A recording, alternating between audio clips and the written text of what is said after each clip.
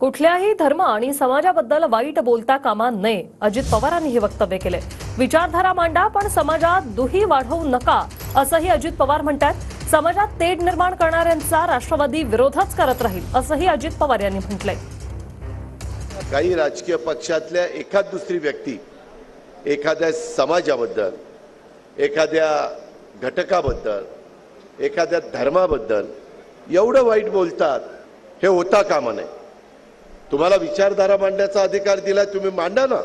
तुम्ही वेगळ्या पद्धतीनं बोलता आणि समाजामध्ये तेढ निर्माण करता, समाजामध्ये दुही निर्माण करता, हे कदापि महाराष्ट्र शिवशाहू फुले आंबेडकरांचा महाराष्ट्र खपून घेणार नाही।